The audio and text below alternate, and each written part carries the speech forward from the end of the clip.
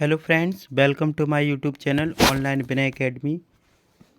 मैं आपको मध्यकालीन भारत के इतिहास की सीरीज करा रहा हूं और आज लेकर हाजिर हूं इसका भाग 11।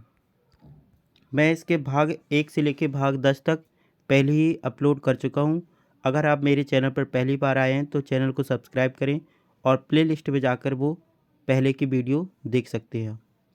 फ्रेंड्स, ये जितनी भी मैं आपको ये नोट्स ये जो बता रहा हूँ मध्यकालीन भारत के इतिहास, ये बहुत ही इम्पोर्टेंट नोट्स हैं और ये ऐसे लोगों के नोट्स हैं जो पहले से आईएएस, बीसीएस या आरओ में सिलेक्टेड है। इसलिए इन नोट्स के पढ़ने के बाद आपको किसी भी बुक्स की ज़रूरत नहीं है, क्योंकि यहाँ पर आपको कंप्लीट स्टडी मटेरियल अवेलेबल है और मैं इस तरीके से आपको समझाऊंगा कि आपको इसको रट्टा मारने की भी ज़रूरत नहीं है।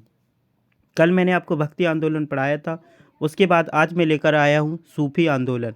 सूफी आंदोलन को उदय क्या हुआ, भारत में कैसे आए, क्या क्या सिलसिला चला, इन सभी के बारे में हम डिटेल से पढ़ेंगे। तो चलिए स्टार्ट करते हैं। भारत में सूफी आंदोलन। भारत में सूफी आंदोलन उत्पत्ति कैसे हुई? सूफी शब्द को अलग अलग विद्वानों ने अलग अलग अर्थों में परिभाषित किया है। जैसे सफ़ा शब्द का अर्थ ऊनी वस्त्र धारण करने वाला होता है। जो सफ़ा वर्ड है ना, उसका जो अर्थ होता है ऊनी वस्त्र धारण करने वाला। सफ़ा का अर्थ आचार विचार से पवित्र व्यक्ति से भी है। सफ़ा का जो मतलब है उसका एक अर्थ तो ये है कि ऊनी वस्त्र धारण करने वाला, तथा दूसरा अर्थ ये भी है कि आचार विचार से एक पवित्र व्यक्ति को भी सफ़ा कहते हैं।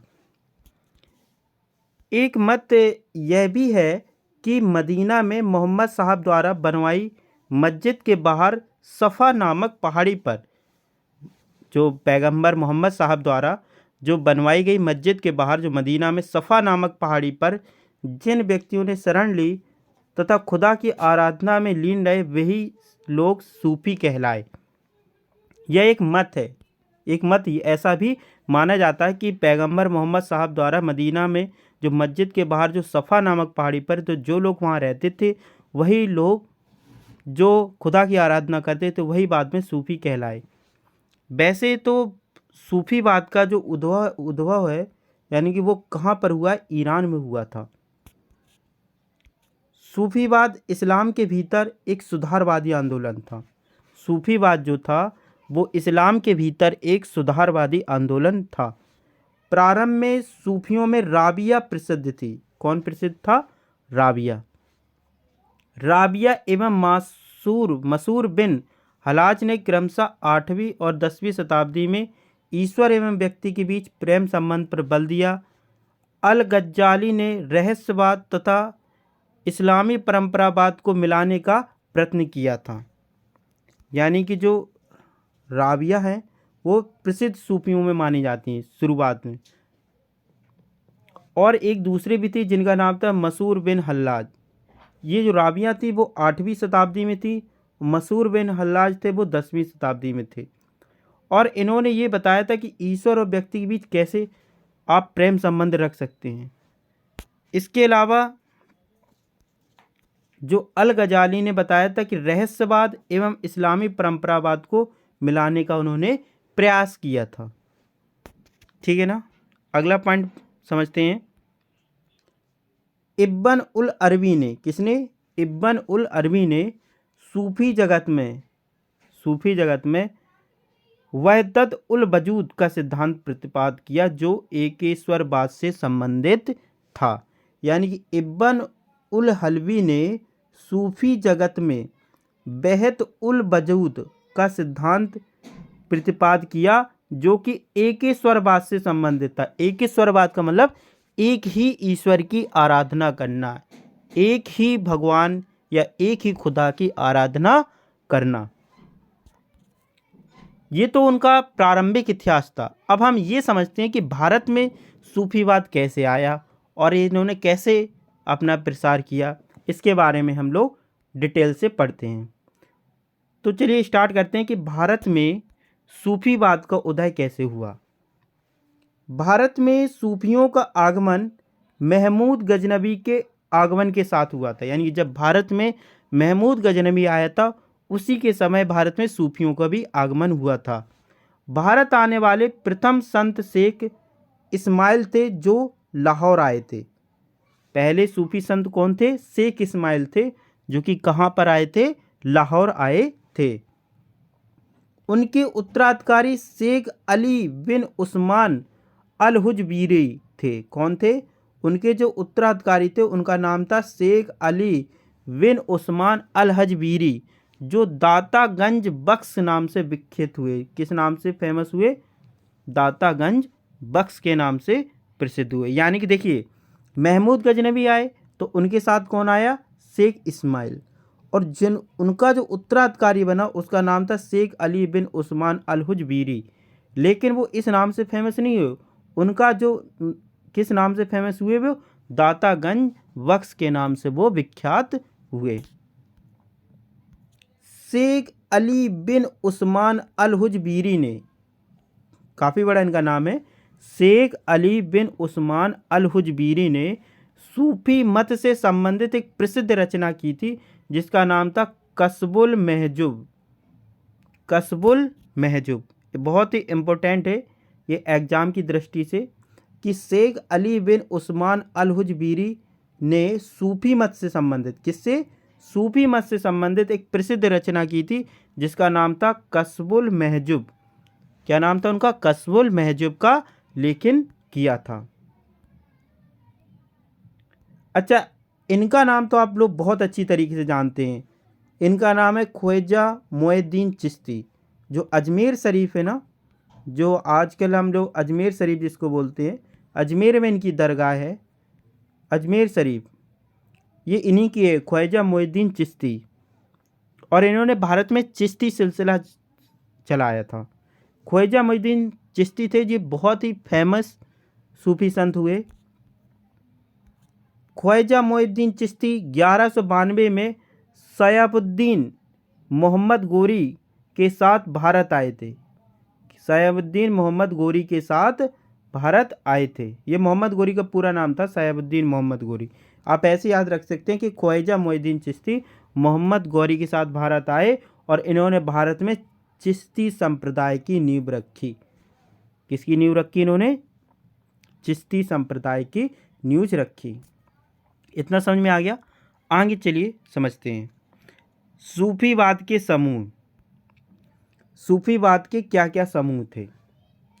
मोटे तौर पे यानी आम तौर पे अगर देखा जाए तो सूफीवाद को दो समूह में बांटा दिया गया है, दो समूह में विभाजित किया जाता है। पहला माना जाता है बसारा समूह, दूसरा माना जाता है बेसरा समूह। याद रखिएगा, पहले समूह को बोला जाता है बसारा समूह और दूसरे समूह को बोला जाता है बेसरा समूह।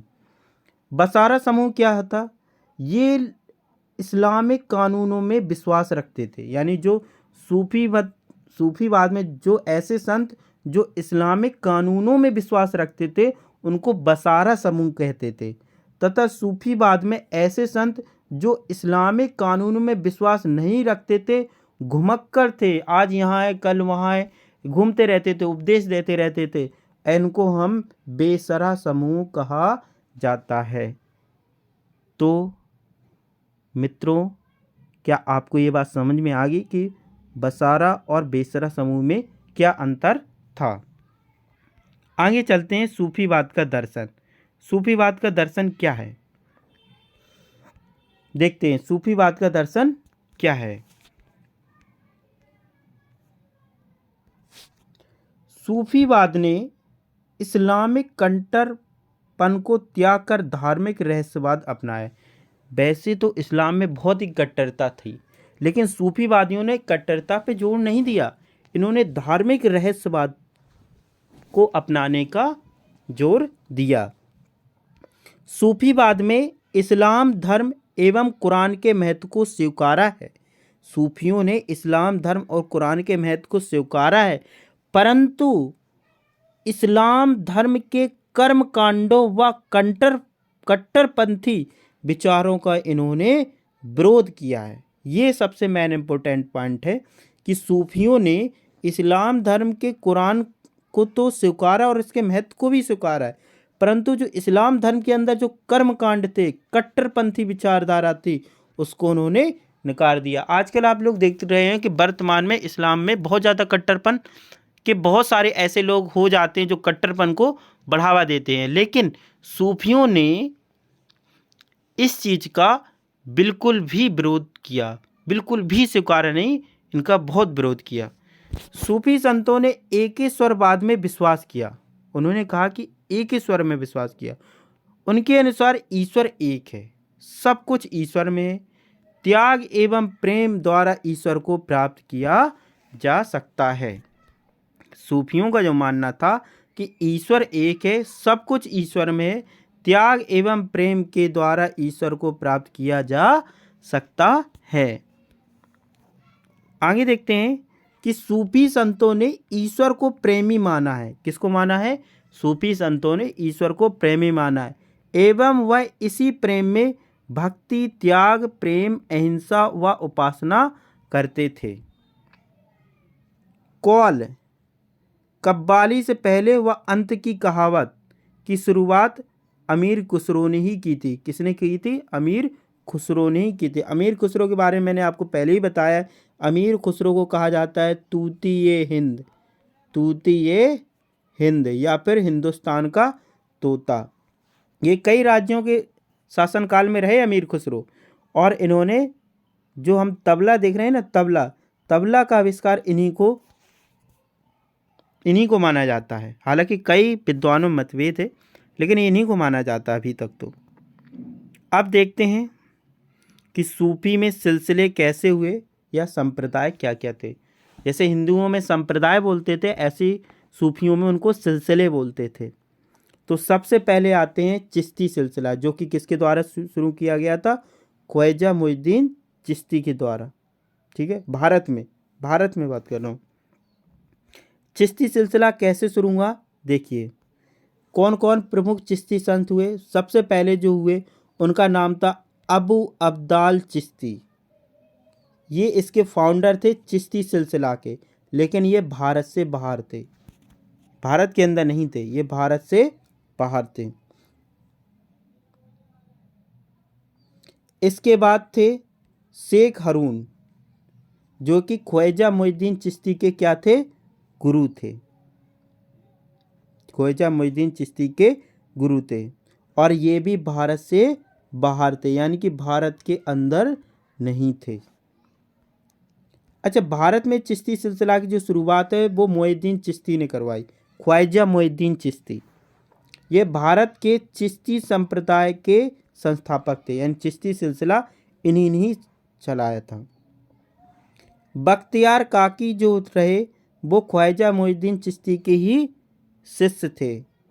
बाबा फरीद काफ़ी फेमस है, इनका आप नाम हमेशा याद रखिए। बाबा फरीद जो है ना, वो गुरु नानक का जो ग्रंथ है ना, गुरु ग्रंथ साहिब में भी इनके काफ़ी वर्णन है बाबा फरीद के, याद रखिएगा। बाबा फरीद बख्तियार काकी के शिष्य थे। समझिए, ख्वाजा मुइनुद्दीन के जो शिष्य थे वो थे बख्तियार काकी, और बाबा फरीद जो थे वो बख्तियार काकी के शिष्य थे। और जो दिल्ली में आप लोग दरगाह सुनते हैं ना, निजामुद्दीन औलिया की दरगाह, वो बाबा फरीद के शिष्य थे। इस पॉइंट को आप ध्यान रखिएगा। इसको मैं आपको बता दूं, सबसे पहले मुइनुद्दीन ने भारत में मुइनुद्दीन ने चिश्ती सिलसिला शुरू किया। इसके बाद आए बख्तियार काकी के बाद बाबा फरीद के बाद निजामुद्दीन औलिया। इनको आप ध्यान रखिएगा। निजामुद्दीन औलिया की जो दरगाह है वो कहाँ पर है? दिल्ली में है। निजामुद्दीन औलिया की दरगाह काफ़ी फेमस है दिल्ली में, और ख्वाजा मुइनुद्दीन चिश्ती की दरगाह अजमेर में है, और इसको अजमेर शरीफ भी कहा जाता है। भारत में चिश्ती संप्रदाय की स्थापना ख्वाजा मुइनुद्दीन चिश्ती ने की। चिश्ती संप्रदाय भारत में ही चला, और अफ़गानिस्तान की एक शाखा इसकी समाप्त हो गई। हालांकि इसकी एक शाखा अफ़गानिस्तान में थी, लेकिन जो चिश्ती संप्रदाय जो था भारत में चले, लेकिन अफ़गानिस्तान की शाखा समाप्त हो गई।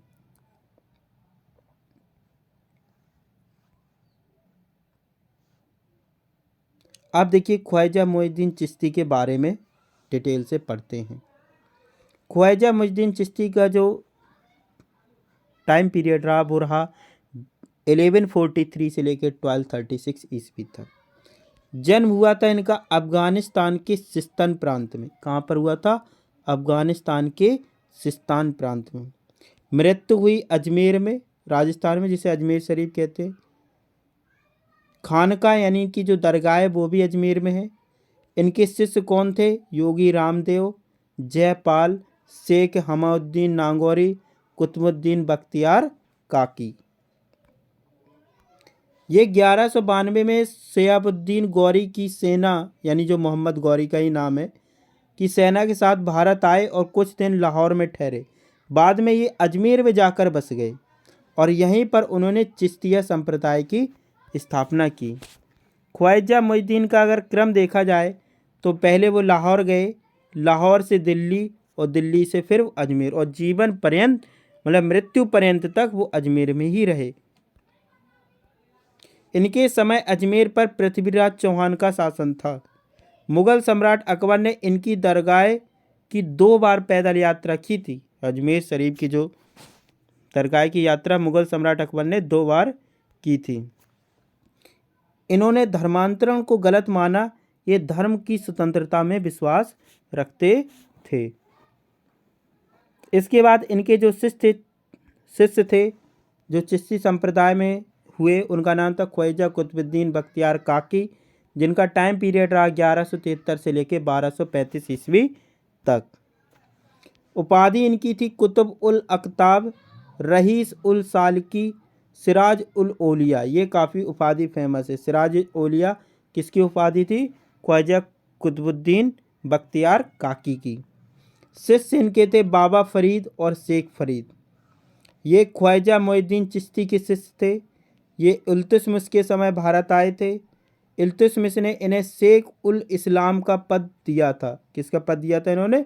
शेख उल इस्लाम का पद दिया था। कुबत उल इस्लाम मस्जिद, कुतुबुद्दीन और तथा कुतुब मीनार, ये बख्तियार काकी को ही समर्पित है।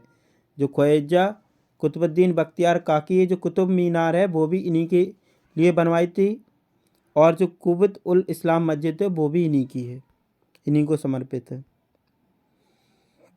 इसके बाद आते हैं बाबा फरीद। बाबा फरीद का जो टाइम पीरियड रहा वो 1173 ईस्वी से लेके 1266 ईस्वी तक रहा। बाबा फरीद का जन्म मुल्तान में हुआ था, जो कि वर्तमान में पाकिस्तान में है। मृत्यु इनकी पाटन गुजरात में हुई थी। शेष शिष्य थे इनके शेख निजामुद्दीन औलिया। कौन थे इनके शिष्य? निजामुद्दीन औलिया। बाबा फरीद बलवन का दामाद था। जो बलवन जो राजा था ना, बलवन राजा जो बलवन था, सम्राट जो बलवन, उसका ये दामाद था बाबा फरीद। इनका नाम शेख फरुद्दीन गंज ए सकर था। ओरिजिनल नाम बाबा फरीद का शेख फरुद्दीन गंज ए सकर था। ये बख्तियार काकी के शिष्य एवं उत्तराधिकारी थे। बाबा फरीद की कुछ रचनाओं को गुरु ग्रंथ साहब में संकलित किया गया। मैंने आपको बताया था पहले ही कि बाबा फरीद की जो कुछ रचनाएं हैं वो गुरु ग्रंथ साहिब में भी संकलित हैं। इसके बाद देखते हैं शेख निजामुद्दीन औलिया। शेख निजामुद्दीन औलिया जिनका टाइम पीरियड रहा 1238 ईस्वी से लेकर 1325 ईस्वी तक। जन्म इनका हुआ था बदायूं उत्तर प्रदेश में और इनकी मृत्यु हुई दिल्ली में। शिष्य थे इनके अमीर खुसरो, सिराजुद्दीन उस्मानी, शेख बहरुद्दीन गरीब, नुसरतदीन चिराग ए दहलवी। ये इनके शिष्य थे, जिसमें अमीर खुसरो काफ़ी फेमस। जो शेख निजामुद्दीन औलिया थे ये बाबा फरीद के शिष्य थे। निजामुद्दीन औलिया एकमात्र चिश्ती संत थे जो अविवाहित थे, मतलब इन्होंने शादी नहीं की थी।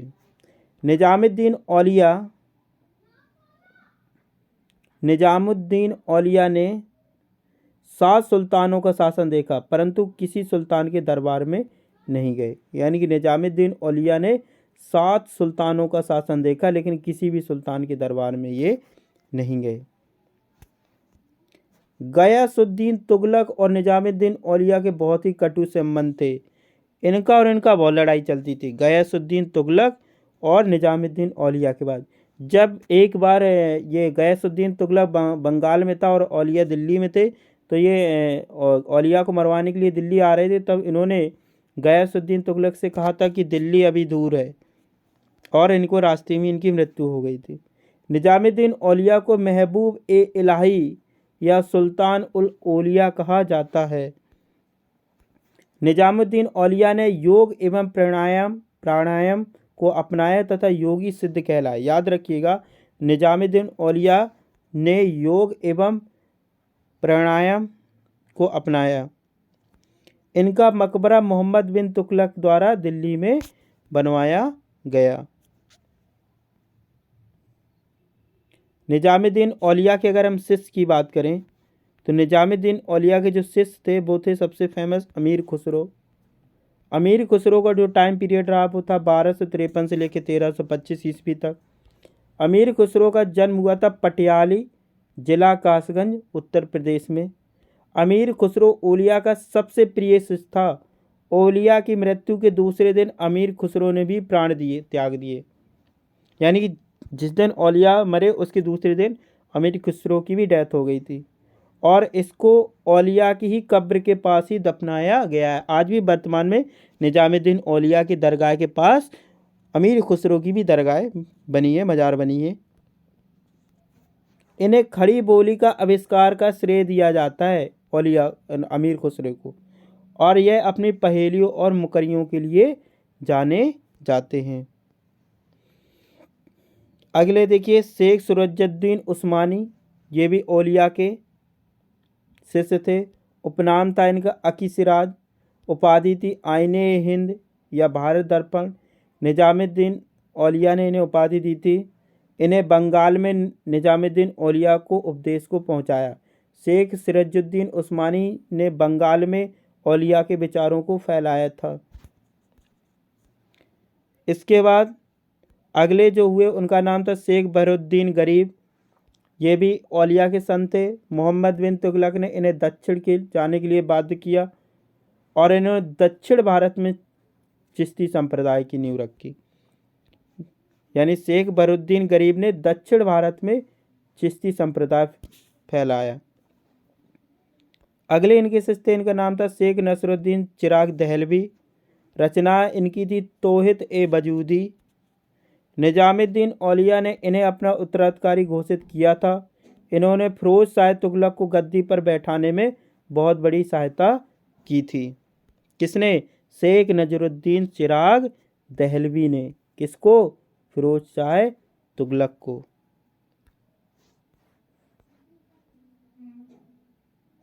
अगले देखते हैं। अगले हैं ख्वाजा सैयद मोहम्मद गैसू दराज। ये नुसरुद्दीन चिराग दहलवी के शिष्य थे। बहमानी शासक फिरोज शाह बहमन ने इनको दक्षिण आने को कहा और इनको 4 गांव दान में दिए। ये जो नसरुद्दीन चिराग दहलवी के शिष्य थे और जो बहमानी शासक फिरोज शाह बहमन ने इनको दक्षिण भारत में बुलाया और उनको 4 गांव दान में दिए। इन्होंने दक्षिण भारत में गुलबर्गा को अपनी शिक्षा को केंद्र बनाया। कहाँ पर बनाया? गुलबर्गा को इन्होंने अपनी शिक्षा का केंद्र बनाया। सबसे मोस्ट इम्पोर्टेंट पॉइंट इनका ये है कि इन्हें बंदा नवाज की उपाधि से नवाजा गया था। ये कई बार एग्जामों में पूछा गया कि ख्वाजा सैयद मोहम्मद गैसू दराज को किस उपाधि से नवाजा गया था, तो बंदा नवाज। गैसू दराज के बाद चिश्ती संप्रदाय 3 शाखाओं में विभाजित हो गया। बाद में ये चिश्ती संप्रदाय 3 भागों में बट गया। कौन कौन सी शाखा थी? साबरी शाखा, हुसैनी शाखा और हमजा शाही शाखा। साबरी शाखा के जो संस्थापक थे उनका नाम था मखदूम अलाउद्दीन अली महमूद साबरी। हुसैनी शाखा के थे हिसामुद्दीन, तथा हमजा शाही शाखा के जो फाउंडर थे उनका नाम था शेख हमजा। अब देखिए पढ़ते हैं शेख सलीम चिश्ती के बारे। शेख सलीम चिश्ती चिश्ती शाखा के अंतिम तथा उल्लेखनीय संत थे। शेख सलीम चिश्ती अरब में रहे। उन्हें शेख उल हिंद की पदवी दी गई। सलीम चिश्ती ने 24 बार मक्का की यात्रा की थी। सलीम चिश्ती ने 24 बार मक्का की यात्रा की थी। ये मुगल सम्राट अकबर के समकालीन थे। शेख सलीम चिश्ती, इनके आशीर्वाद से ही अकबर के पुत्र सलीम का जन्म हुआ। इन्हीं के नाम पर अकबर ने अपने पुत्र का नाम सलीम रखा। इनका जो मकबरा है वो फतेहपुर सीकरी में है। इस चीज़ को आप ध्यान रखिएगा। अगला पॉइंट है, चिश्ती सिलसिले के बाद जो अगला जो सिलसिला फेमस हुआ उसका नाम था सोहरावर्दी संप्रदाय। सोहरावर्दी संप्रदाय, फाउंडर थे इसके शिहाबुद्दीन सोहरावर्दी। यह भारत में चिश्ती संप्रदाय के बाद दूसरा सबसे अधिक लोकप्रिय संप्रदाय या सिलसिला था। शेख बयुद्दीन जाकरिया, भारत में सोहरावर्दी संप्रदाय की स्थापना बयुद्दीन जाकरिया ने ही की थी। बयुद्दीन जाकरिया इल्तुतमिश, कुपचा एवं बाबा फरीद की ही समकालीन थे। इन्होंने मुल्तान को अपनी शिक्षा का केंद्र बनाया है, जो कि वर्तमान में पाकिस्तान में। इल्तुतमिश ने जाकरिया को शेख उल इस्लाम का पद दिया था। इल्तुतमिश ने जाकरिया को शेख उल इस्लाम का पद दिया था। ठीक है ना। इसके बाद ये जो सोहरावर्दी संप्रदाय की जो कि 5 शाखाएं हुई। पहली शाखा थी जलाली, जिसके फाउंडर थे सैयद जलालुद्दीन सहमीर सुर्ख। दूसरी शाखा थी मखदूनी, जिसके संस्थापक थे वीर सैयद जलालुद्दीन मखदून। तीसरी शाखा थी मीरान शाही, जिसके फाउंडर थे मीर मोहम्मद शाह। चौथी शाखा इनकी थी इस्माइल शाही, जिसके फाउंडर थे हाफिज मोहम्मद इस्माइल। पांचवी शाखा इसकी थी दौला शाही, जिसके फाउंडर थे दौला शाह। जिसको ना दे मौला उसको दे दौला, ये इनका एक काफ़ी फेमस डायलॉग था। जिसको ना दे मौला उसको दे दौला, ये दौला शाही का ही कथन है। इसके बाद अगले सिलसिले में संत हुए सोहरावर्दी में, जिनका नाम था सैयद जलालुद्दीन जहानिया जहाँ गश्त। सैयद जलालुद्दीन जहानिया जहाँ गश्त, इन्होंने 36 बार मक्का की यात्रा की। फिरोज शाह तुगलक ने इन्हें शेख उल इस्लाम यानी प्रधान काजी, सबसे बड़ा काजी का पद सौंपा था। सोहरावर्दी संत शेख मूसा सदैव स्त्री के भेष में रहते थे। नृत्य एवं संगीत में ये अपना टाइम व्यतीत किया करते थे। इसके बाद अगले जो सिलसिला आया सोहरावर्दी, उसका नाम था फिरदौसी सिलसिला। इस सिलसिले की स्थापना शेख बदरुद्दीन ने की थी, जिनका कार्यक्षेत्र बिहार था। यह सिलसिला सोहरावर्दी सिलसिले की ही एक शाखा थी। इस सिलसिले का प्रमुख संत सरबुद्दीन याहिया मनेरी था, जो कि फिरोज शाह तुगलक के ही समकालीन था। यानी जो फिरदौसी सिलसिला था वो सबसे ज़्यादा बिहार में फेमस हुआ। फाउंडर थे इसके शेख बदरुद्दीन। और इस सिलसिले का सबसे फेमस जो संत हुआ उसका नाम था सरफुद्दीन याहिया मनेरी, जो कि फिरोज शाह तुगलक के समकालीन थे। इसके बाद सूफी सिलसिले में जो अगला संप्रदाय हुआ उसका नाम रखा कादरी संप्रदाय। इस संप्रदाय की स्थापना अब्दुल कादरी जिलानी ने की थी। कादरी शाखा के लोग गाने बजाने के विरोधी थे। ये हरे रंग की पगड़ी पहनते थे तथा पगड़ी में लाल गुलाब का फूल लगाते थे। जो कादरी संप्रदाय है ना, वो लोग गाने बजाने के विरोधी हैं और हरे रंग की पगड़ी पहनते थे और पगड़ी में लाल गुलाब का फूल लगाते थे। मुग़ल शासक दारा शिकोह, जो दारा शिकोह था, वो इसी सिलसिले कादरी सिलसिले का अनुयायी था। लोधी वंश का सुल्तान सिकंदर लोधी इस शाखा के मखदूम जिलानी का ही शिष्य था, जिसने आगरा नगर की स्थापना की थी 1504 ईस्वी में। वही सिकंदर लोधी मखदूम जिलानी का शिष्य था, जो कि कादरी संप्रदाय से ही जुड़े थे। इस शाखा के संत शेख मीर मियाँ मीर मुगल शासक शाहजहां तथा जहांगीर के समकालीन थे। इसी शाखा के एक संत हुए जिनका नाम था शेख मीर या मियाँ मीर भी मिलता है किसी किसी बुक में, वो भी मुगल शासक शाहजहां तथा जहांगीर के ही समकालीन थे। मियाँ मीर ने ही स्वर्ण मंदिर की नींव रखी थी। मियाँ मीर ने ही स्वर्ण मंदिर की नींव रखी थी, याद रखिए इस पॉइंट को। कादरी संप्रदाय का विभाजन फिर दो उप संप्रदायों में हुआ, यानी जो कादरी संप्रदाय था वो दो भागों में बट गया, एक तो रजकिया, दूसरा वहाबिया। कादरी संप्रदाय जो दो भागों में बटा, रजकिया और वहाबिया। रजकिया के फाउंडर थे शहजादा अब्दुल रज्जाक और वहाबिया के फाउंडर थे अब्दुल वहाय। सूफी में कुछ शब्दावली के बारे में जानना जरूरी है, जिनका अर्थ हम समझते हैं उनका क्या अर्थ होता है। सबसे पहले खानका। खानका का अर्थ होता है धर्मशाला। खानका का अर्थ होता है धर्मशाला। सूफियों का निवास स्थल जो हिंदू धर्म में धर्मशाला कहलाता है, जिसे हिंदू में धर्मशाला कहते हैं वहीं उसे इस्लाम धर्म में खानका कहते हैं। इसके अलावा एक अगला वर्ड है मलूफ जात। सूफी साहित्य वो मलूफ जात कहलाता है।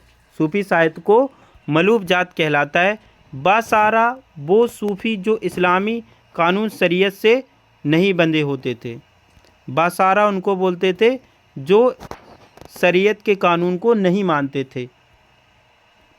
दो और एक वर्ड है, एक है समा और फना। समा का जो अर्थ है संगीत गोष्ठी। चिश्ती संत विशेष रूप से इनके समर्थक थे तथा संगीत को ईश्वर तक पहुंचाने का मानते थे। याद रखिए, जो चिश्ती संप्रदाय सिलसिला था वो संगीत को बहुत ही अच्छा मानते थे और वो मानते थे कि संगीत से ही ईश्वर तक पहुंचा जा सकता है। उसे वो लोग समा बोलते थे। इसके अलावा जबकि कादरी संप्रदाय में ऐसा बिल्कुल अलाउ नहीं था। दूसरा है फना। ये एक स्वतः सांसारिक प्रवृत्ति के विनाश व ईश्वर के एकता की प्रारंभिक की अवस्था होती है। यानी फना का अर्थ होता है कि अपने आप ही सांसारिक प्रवृत्तियों का विनाश हो जाएगा और ईश्वर से एकता की प्रारंभ की फिर से एक अवस्था शुरू होगी, उस अवस्था को बोलते हैं फना। इसके अलावा सूफी संतों में एक शब्दावली है जिसका नाम है वहदत उल वजूद। वहदत उल वजूद का अर्थ है सूफीवाद का मूल दार्शनिक सिद्धांत है। इसे इब्न उत अरबी ने प्रतिपादित किया था। ये आत्मा और परमात्मा की एकता का सिद्धांत है। इसके अलावा एक अगला वर्ड है शरीयत। इसमें सालिक इस्लामी नियमों, नमाज और रोज़ा का पालन के बारे में बताया गया है, जिसको बोलते हैं शरीयत, जो इस्लाम का एक कानून है शरीयत। इसके बाद अगला सिलसिला की बात करें जिसका नाम था नक्शबंदी सिलसिला। नक्शबंदी सिलसिला के जो फाउंडर थे उनका नाम था ख्वाजा बाकी बिल्लाह। सूफियों में ये सर्वाधिक कट्टरवादी सिलसिला था। सबसे ज़्यादा कट्टरवादी सिलसिला इसी को माना जाता है, नक्शवादी सिलसिला को।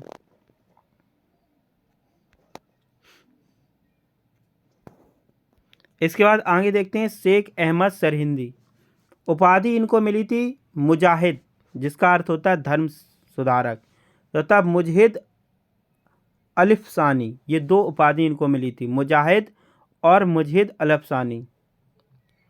शेख अहमद सरहिंदी इस शाखा के सबसे प्रमुख संत थे। किस शाखा के जिसको मैंने अभी बताया नक्शबंदी सिलसिला की बात हो रही। नक्शबंदी सिलसिला के जो शेख अहमद सरहिंदी है वो नक्शबंदी शाखा या सिलसिला के ही संत थे। इनकी दरगाह भारत के पंजाब में स्थित है, जिसको रोज़ा शरीफ के नाम से जाना जाता है। ये क्वेश्चन कई बार पूछा गया कि रोज़ा शरीफ भारत में कहाँ है, तो वो पंजाब में है। और जो जहांगीर, मुगल सम्राट जहांगीर था, वो सरहिंदी का ही शिष्य था। शेख अहमद सरहिंदी का ही शिष्य था, वो उसके गुरु थे। इसके बाद नक्शबंदी सिलसिले में अगले जो सूफी संत हुए उनका नाम था साहेब अलीउल्लाह। जन्म हुआ था इनका 1703 ईस्वी उत्तर प्रदेश के मुजफ्फरनगर में, और जो कि औरंगजेब के समकालीन थे। इनकी जो रचनाएं हैं, इन्होंने कुरान का अनुवाद फारसी भाषा में हमद तथा फुजुल हरामैन नाम से किया। किसने? साहेब अलीउल्लाह ने। इसके बाद नक्शवादी सिलसिला में जो अगले संत हुए उनका नाम था ख्वाजा मीर दर्द। इनकी प्रसिद्ध एक सूफी संत से ज़्यादा एक रहस्यवादी कवि यानी कि शायर के रूप में थे। ये सूफी संत कम शायर के रूप में ज़्यादा फेमस थे, ख्वाजा मीर दर्द। इनकी रचनाएं हैं नालाए अंदलीफ और शाम महफिल। इनकी दो रचनाएं हैं, शाम महफिल और नालाए ए अंदलीफ। इसके बाद सूफी संतों में अगला सिलसिला या संप्रदाय हुआ जिसका नाम था सतारी संप्रदाय। सतारी का अर्थ होता है गति। इस सिलसिले की स्थापना लोधी काल में हुई थी, लोधी वंश में। शेख अब्दुल्लाह सतारी, इस शाखा की स्थापना लोधी काल में शेख अब्दुल्लाह सत्तार ने की थी। पदवी थी सतारी। इनका कहना था जो कोई भी ईश्वर को पाना चाहता है वो मेरे पास आए, मैं उसे ईश्वर तक पहुंचाऊंगा। ये सतारी सिलसिला या संप्रदाय का कथन था। वो किसका था? शेख अब्दुल्लाह सत्तारी का। इसके बाद अगले जो संत हुए उनका नाम था मोहम्मद गौस। काफ़ी फेमस हैं ये। मोहम्मद गौस ही हुमायूं के समकालीन थे। इनके सबसे प्रमुख शिष्य था तानसेन। खुद मोहम्मद गौस की संगीत में विशेष रुचि थी। मोहम्मद गौस की जो दरगाह है वो ग्वालियर में स्थित है। मोहम्मद गौस ने की जो रचनाएं हैं वो है बहर उल हयात। अमृत कुंड नामक पुस्तक का फारसी में इन्होंने अनुवाद इसी नाम से किया था, बहर उल हयात से। जबहेर एक खम्स क्या था? हिंदू मुस्लिम रहस्यवादी विचारों का एक समन्वय था। और तीसरी पुस्तक थी जिसका नाम था कलीद ए मखाजिन।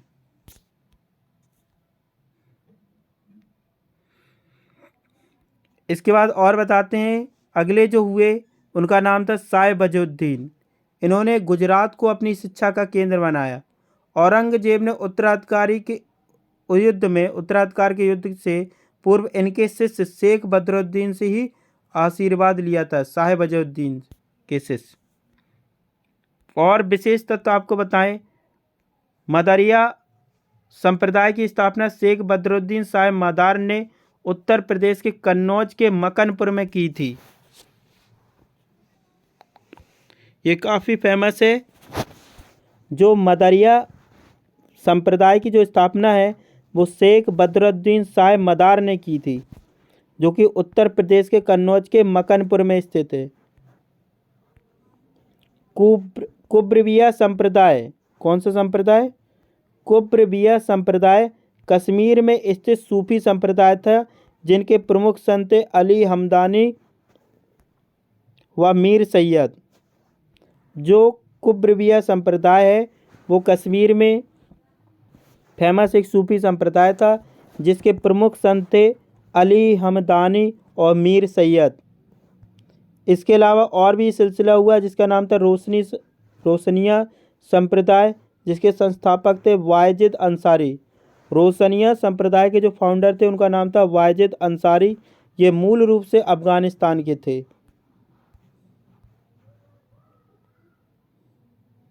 अगला संप्रदाय देखते हैं सूफी संत में, जिनका नाम है कलदरिया संप्रदाय।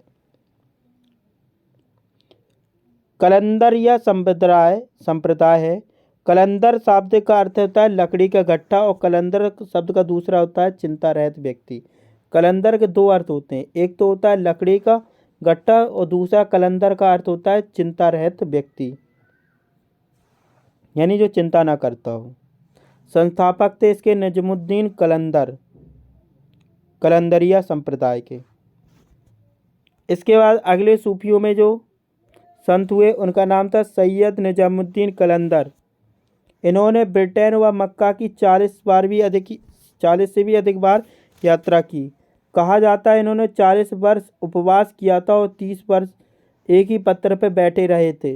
ये माना जाता है इनकी कब्र मांडू में है। कहाँ पर है?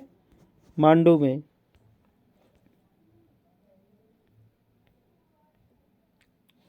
तो फ्रेंड्स, इस वीडियो के माध्यम से मैंने आपको सूफ़ी सिलसिला के बारे में बताया कि सूफ़ी सिलसिला कहाँ से शुरू हुआ, भारत में कैसे आया, भारत में इसके क्या क्या संप्रदाय या सिलसिले हुए, इन सभी के बारे में मैंने बताया।